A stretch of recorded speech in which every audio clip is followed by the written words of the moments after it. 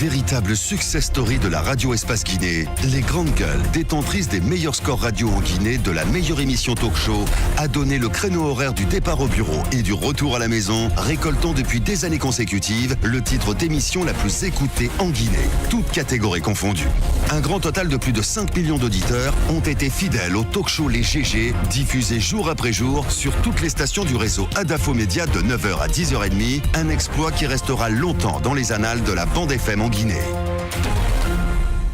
L'équipe au grand complet retour donc dans ce studio pour le compte de la deuxième partie de cette émission. Nous vous l'avons annoncé dès l'entame de ce programme. C'est une nouvelle qui risque de ne pas envoyer du rêve aux hommes de la CRE comme suite à donner à une opération de contrôle et d'épuration du fichier censitaire du corps enseignant lancé il y a quelques années. Le ministre Maurice Sangaré vient de dévoiler ses batteries. Alors qu'ils voient leur salaire gelé, ce sont au total 11 148, c'est beaucoup, agents qui risquent la radiation pure et simple si au bout d'un sursis de 3 mois, ils ne satisfont pas aux exigences de la vérification. La mesure, on ne peut plus radicale, intervient dans un contexte particulier de négociations incertaines entre le SLEG et l'État guinéen. Deux questions ce matin. De quelle nécessité procède l'opération de contrôle? Quelles incidences en regard du contexte actuel de négociation? Dans un instant, nous prendrons au téléphone le docteur Amadou Bano-Bari. Il est conseiller à la présidence de la République et il est donc chargé là-bas de l'enseignement supérieur. Et nous aurons à sa suite monsieur Ibrahima Khalil Konaté, ancien ministre de l'enseignement préuniversitaire et de l'alphabétisation. Son nom figure parmi les fictifs qui sont ainsi débusqués. Promis, on revient avec vous. Réaction forcément à ce sujet que Jacques nous a planté. De donner la parole à Jacques. Le deuxième ou le dernier élément de notre sujet concernant le ministère. Je vois bien qu'on me pince ce matin pour que je me réveille parce que on me dit que K.O. Carré est dans la liste des fictifs, c'est ça? Pincez-moi ce matin pour que je me réveille. Oui, ils ne se sont pas trompés de nom? C'est cela, mais il crie déjà au loup, il pense qu'on lui fait un règlement de compte, on va l'avoir. Et un fictif a été ministre de la République. Oui, mais... C'est pas avéré encore. C'est pas avéré. C'est son nom. Le ministre... C'est son nom, mon cher Antoine. Il ne le reconnaît pas. Mais il dit qu'il s'agit d'un complot contre lui. Mais c'est son nom. Il est surpris que son nom y figure. Voilà. Parce que beaucoup d'autres enseignants sont surpris qu'on y voit leur nom et qui ont passé 20 ans dans l'enseignement. À Télémélé, il y en a. Il semble que le travail qui a été fait n'a pas été dans les règles de l'art. Je vais vous dire, Antoine Courma, depuis plusieurs années, depuis plusieurs années, ce travail est mené. À un certain moment, il y avait plus de 35 000 fictifs. On a procédé à écouter. Donc vous le certifiez. Mais vous le certifiez. Je ne le certifie pas. Je suis en train de dire que c'est un travail sérieux. On a suivi le témoignage d'un enseignant. Qu'est-ce qui te permet de dire que c'est pas un travail sérieux, Antoine? J'ai suivi un enseignant à Télémélé qui a 20 ans de carrière dans l'enseignement, dont le nom figure sur cette liste. Oui. Pourquoi? Ben s'il n'est pas venu se présenter physiquement, dans tous les ça cas, pose problème. Je ne suis pas en train de remettre en cause ce travail, mais j'estime que c'est pas la peine de prendre ça comme un travail de pape. C'est important de dire que ce n'est pas aussi sain que ça. C'est entendu, tu seras surpris. Les grandes gueules. Antoine Courma. Moussa Moïse Silla, on va avec vous, pas que dans le domaine des travaux publics, dans tous les domaines dans lesquels on voit l'État intervenir.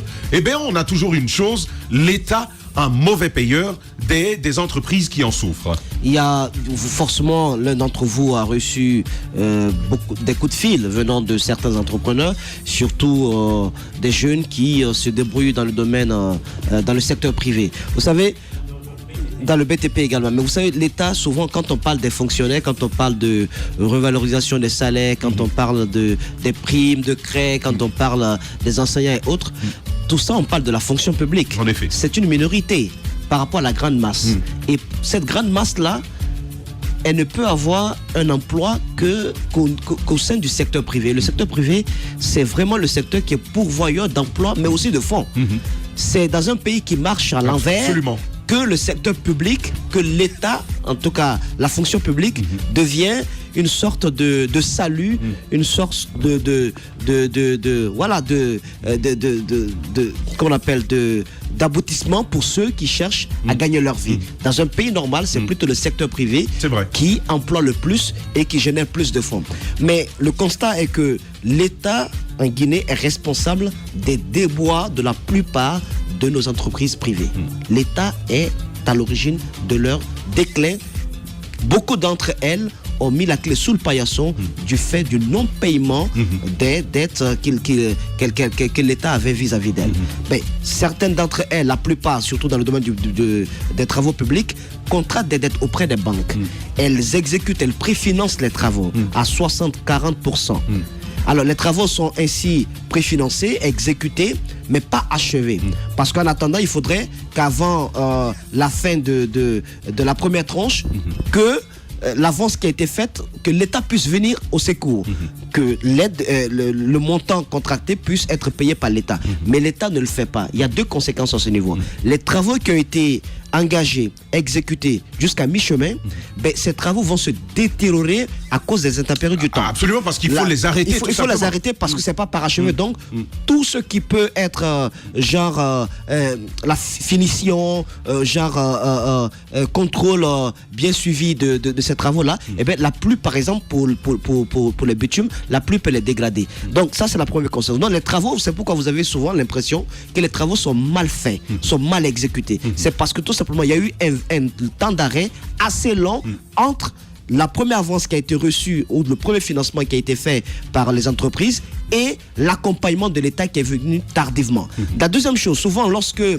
l'État paye, l'entreprise ne prend pas cet argent maintenant pour continuer les travaux. L'entreprise prend cet argent pour payer les dettes qu'elle a contractées. Les bénéfices qui se rajoutent auprès des banques, absolument. Parce que plus vous ne respectez pas le délai de la dette que vous avez contractée auprès de la banque, plus vous payez des honoraires à la banque. Absolument. Plus vous payez des dividendes à la banque. Donc du coup, c'est un véritable manque à gagner. C'est asphyxiant, Moussa Moïse, il faut le dire.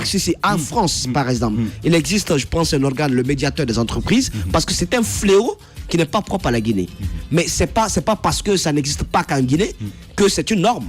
Il faut dénoncer. Il faudrait permettre à ce que les entreprises guinéennes, si on veut vraiment aider le secteur privé, il faudrait permettre à ce que nos PME puissent au moins avoir cet oxygène qui est indispensable à leur fonctionnement. Vous ne pouvez pas partout demander à ce que l'économie du pays se porte bien quand ceux-là qui tiennent l'économie du pays sont tout le temps asphyxiés, sont obligés de mettre la clé sous le paillasson. C'est une véritable difficulté. Le médiateur des entreprises en France joue un peu ce rôle-là entre l'État et les entreprises pour que l'État ne puisse pas être à l'origine du déclin et de la mort des entreprises françaises. Vous vous rappelez, Moussa Moïse, vous et moi avons suivi un tel dossier où le monsieur a vu sa seule maison saisie par une banque de la place. Exactement. Donc, il faudrait, le Premier ministre sait bien de quoi je parle, il sait bien les difficultés que le secteur privé guinéen traverse. Le patronat est là, mais je pense que voici des questions essentielles sur lesquelles il devrait travailler, à trouver des moyens pour que la bureaucratie soit moins lourde dans notre pays. Parce que ça a des conséquences désastreuses, non seulement sur la qualité de travail qui est exécuté par les entreprises,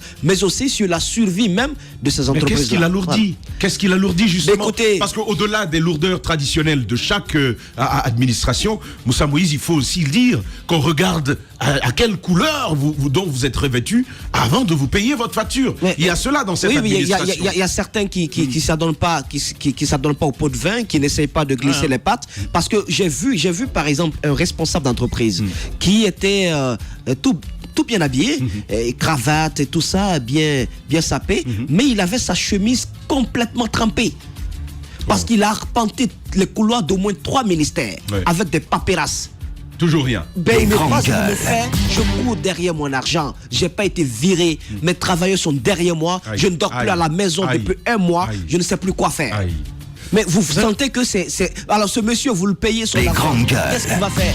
Est-ce que l'entreprise va survivre? Elle ne survit plus, l'entreprise. Il va chercher à régler ses dettes et ça définit, c'est une entreprise de moins au sein du secteur privé. Je comprends, Roby, je vais donner la parole tout à l'heure, mais je comprends pourquoi en Guinée, on n'a pas ce qu'on appelle dans le domaine, dans le langage anglophone des entreprises, les champions.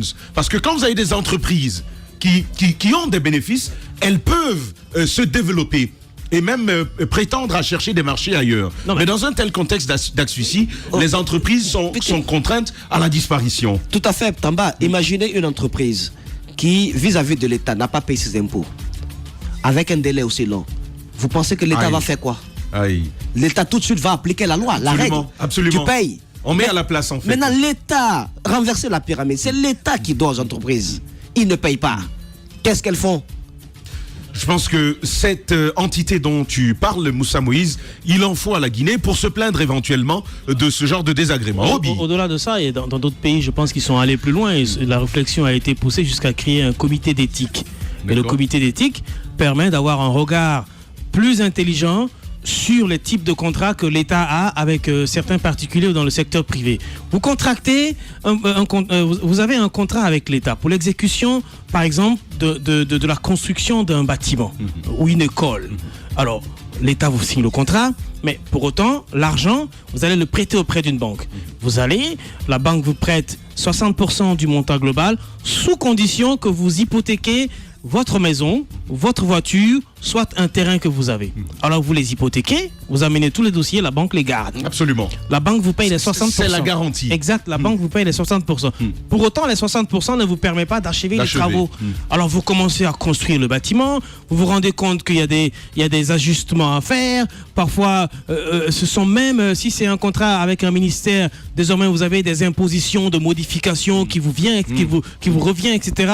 Donc votre budget vient en dépassement. Oui, absolument. L'État ne vous a pas payé, la banque vous a prêté les 60%, mais pour vous payer les 40 autres %, il faudrait que le cabinet d'expertise vienne, regarde les travaux que vous avez effectués, suite à son rapport.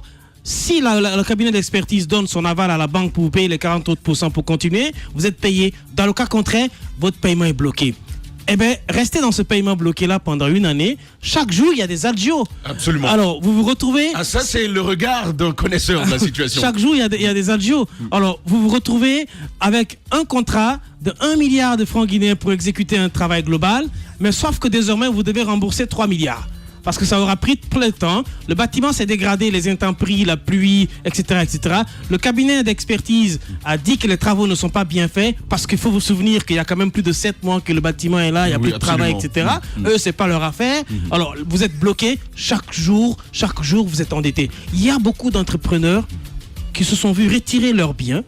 L'entreprise est morte. C'est vrai. Les travailleurs sont partis. C'est vrai. Ils ont 3 milliards de dettes contractées auprès d'une banque. Et finalement, la banque vous aide à vivre. Parce que la banque même ne veut pas que vous mourrez avec les 3 milliards. Absolument. Exactement, c'est comme ça que ça se passe. Absolument. Donc, on vous rappelle, permettez-moi juste de dire ça rapidement. On vous appelle, très vite, Roby, on vous dit non, si mais tu vous n'allez permets. pas mourir. On va payer votre carburant, on va vous loger là, payer votre location. Le temps pour vous de vous relever, d'essayer de vous relever. Parce que quand même, faut pas aller dans la tombe avec nos 3 milliards. Absolument. Sauf que ce que vous comprenez pas, c'est que ce petit entretien, ce petit putsch que la banque vous donne, rentre encore dans le processus de dette. Bah forcément, c'est donc une accumulation à la limite, de la dette. À la limite, si tu n'es pas solide, tu prends une balle dans la tête. Une accumulation de la dette qui finit par vous arracher, si vous voulez, l'espoir de vie tout simplement.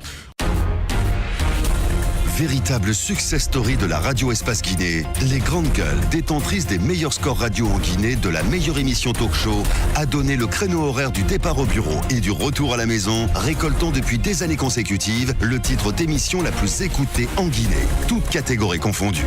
Un grand total de plus de 5 millions d'auditeurs ont été fidèles au talk show Les GG, diffusé jour après jour sur toutes les stations du réseau Adafo Média de 9h à 10h30, un exploit qui restera longtemps dans les annales de la bande FM en Guinée.